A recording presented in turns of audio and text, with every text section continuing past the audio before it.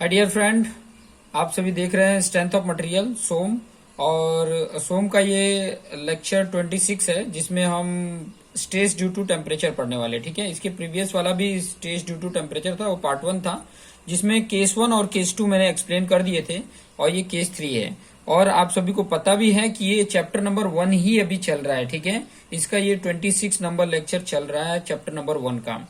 और आज हम इसमें बात करने वाले हैं कि देखो, पहले वाले में हमने देखा, इसके केस 2 में देखा था कि ड्यू टू टेम्परेचर जो स्ट्रेस डेवलप हो रहा था उसमें कंडीशन ये था कि उसके दोनों एंड पे क्या था, अनइल्डेड सपोर्ट था, अनइल्डेड। लेकिन यहाँ पर जो सपोर्ट है वो इल्डेड है। देखो, सपोर्ट इल्डेड का मतलब क्या हुआ? इल्डेड का मतलब हुआ कि जो सपोर्ट आपका लगाया हुआ है वो इल्डिंग है, मतलब वो बढ़ सकता है। ठीक है, टेम्परेचर के कारण जो सपोर्ट है वो बढ़ जाएगा।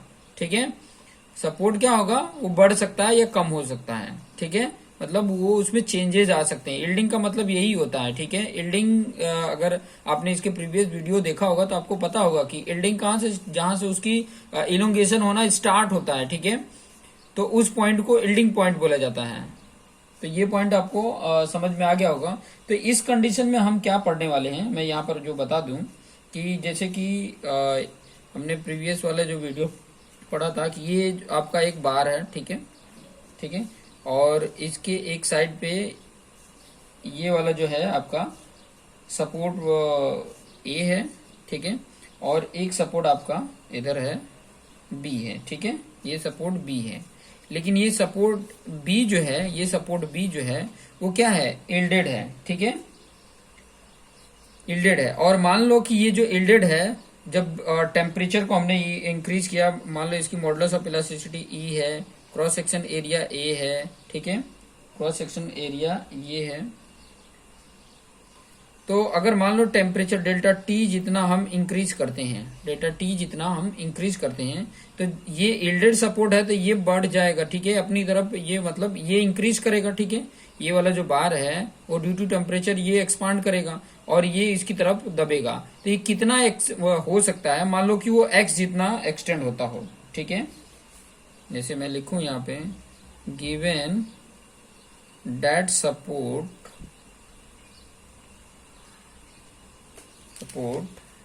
B yields by X, X जितना वो यील्ड हो गया। मतलब कहने का मतलब है कि ये आपका बार था। ठीक है, जिसका लेंथ एल है। ठीक है, यहाँ पे लेंथ मैं बता देता हूँ, ये लेंथ एल है। ठीक है, अब ये यील्ड होके यहां तक आ गया तो एक्स जितना ये यील्ड हो गया। ठीक है, यहां से यहां तक ये एक्स जितना यील्ड हो गया, ये एक्स जितना यील्ड हो गया।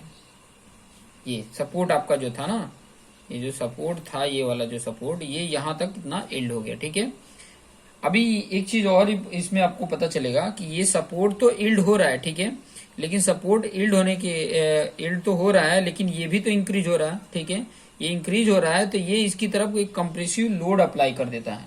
और कंप्रेशन लोड के कारण ये क्या हो जाता है, ये इस तरफ आ जाता है। ठीक है, मतलब यहां तक इसका रह जाता है। ठीक है, यहां तक उसका इंक्रीज हो जाता है, मतलब ये डेल जितना, डेल टी जितना इतना एक्सटेंड होता है। ठीक है, ये पॉइंट आपको समझ में आ गया होगा कि डेल टी जितना ये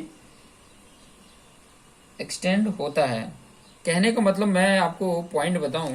ठीक है, अगर पॉइंट मैं बोलूं कि मान लो ये जो एक्सटेंड हो रहा था, ठीक है, यील्डिंग के कारण, ये मान लो एक्स जितना हो रहा था। ठीक है, एक्स एक्स इसको डेल ले लो। ठीक है, ये डेल जितना एक्सपांड हो गया। अब ये डेल जितना एक्सपांड हो गया है, अगर ये पॉइंट को अगर अच्छे से समझ रहे हैं तो ये डेल जितना एक्सपांड हो गया, लेकिन ये जो आपका सपोर्ट था, ये यील्डिंग सपोर्ट, ये भी तो इसको इसको एक्सपांड होने से रोकेगा। तो ये जो रोक रहा है, ठीक है, और उसके कारण जितना एक्सपांड हुआ वो एक्स है। ठीक है, ये जो सपोर्ट भी है वो एक्स जितना मतलब यील्ड हुआ है। ठीक है, तो एक्स मतलब ये इतना इतना वो यील्ड हुआ है। ठीक है, ये इतना यील्ड हुआ है।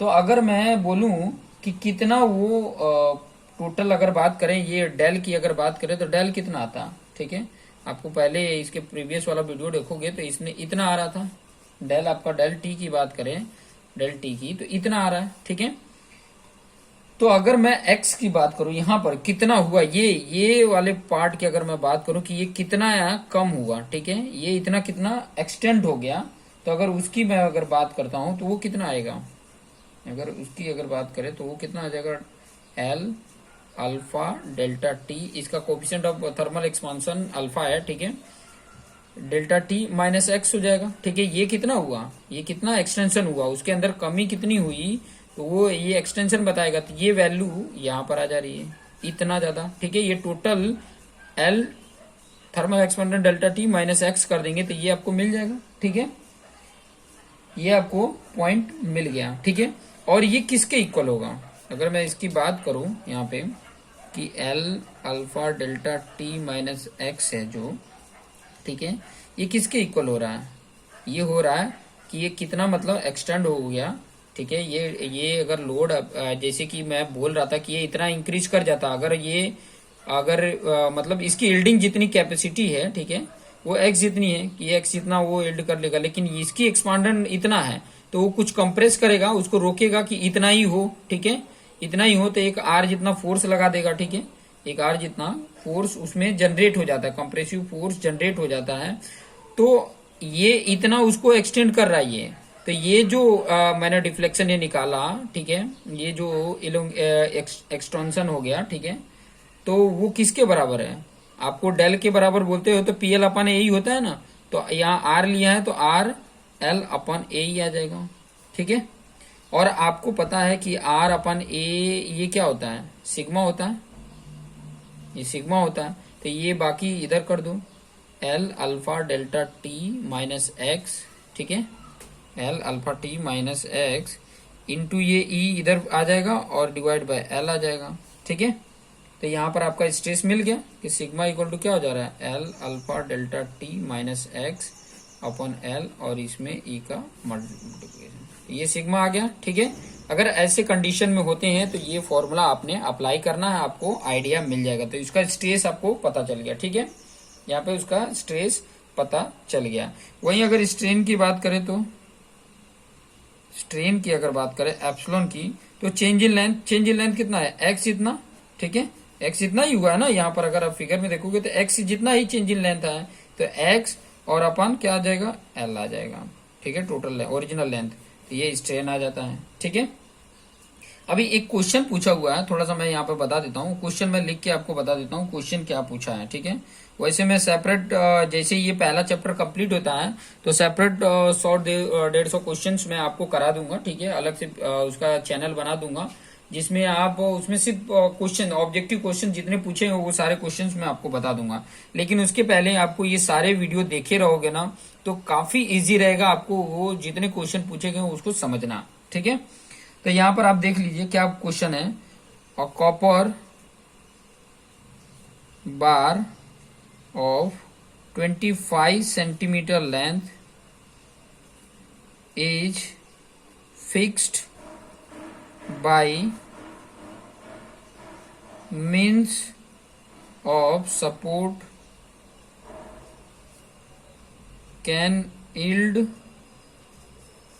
ठीक है, टोटल, ठीक है, टोटल बाय 0.01 सेंटीमीटर, ठीक है, if the temperature of the bar is raised 100 degree Celsius, 100 degree Celsius, then the stress induced in bar for alpha c, जो उसका थर्मल कोफिशिएंट है वो कितना है 20 इंटू 10⁻⁻⁶ पर डिग्री सेल्सियस, ठीक है। और उसका मॉडुलस ऑफ इलास्टिसिटी अगर बात करें तो 1 इंटू 10⁻⁶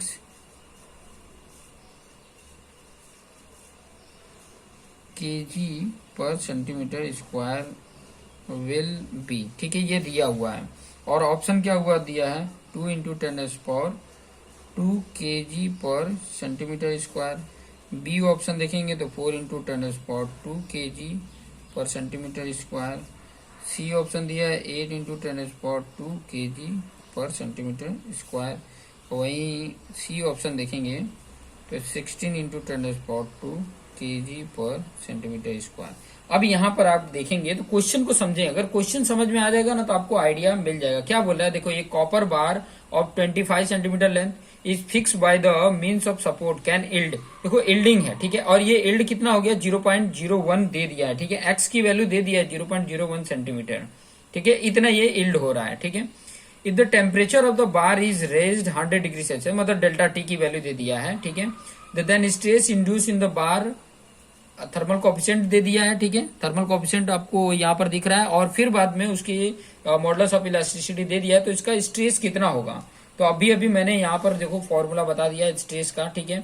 लेंथ उसका आपने लेंथ उसका दे दिया 25 सेंटीमीटर, अल्फा की वैल्यू भी दे दिया है, डेल्टा टी 100 दे दिया है, माइनस एक्स की वैल्यू 0.01 दे दिया है, ई की वैल्यू दे दिया है 1 इंटू 10⁻⁶, और एल की वैल्यू 25 है। ये सारे वैल्यू इसमें रखो, ठीक है, और कैलकुलेट करो, तो जो स्ट्रेस आ रहा है वो कितना आ रहा है, 1600 kg पर सेंटीमीटर स्क्वायर। तो यहाँ पर आप देखोगे कि ये जो डी ऑप्शन है, ये डी ऑप्शन है 1600, ये वाला आपका आंसर आ जाता है, ठीक है। ये डी ऑप्शन जो आप देख रहे हैं ये ऑप्शन आ जाता है, ठीक है। कैलकुलेट करोगे, ये वो फॉर्मूला बताया, इस फॉर्मूले में पुट करो।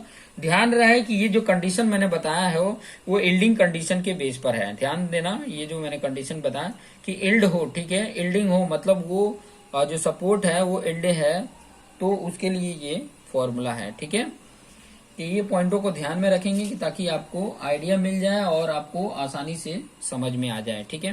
नेक्स्ट वीडियो मैं लेकर आऊंगा आपको केस 4, जिसमें आपको बताऊंगा कि अगर मान लो कोई कंपोजिट बार है, ठीक है, तो वो टेम्परेचर के कारण उसमें कितना स्ट्रेस डेवलप होता है, ठीक है। उसमें 2 केस हैं, तो दोनों केसेस को एक साथ ही मैं बताऊंगा। उसके 2 सब केसेस हैं, तो दोनों को एक साथ ही मैं बता दूंगा।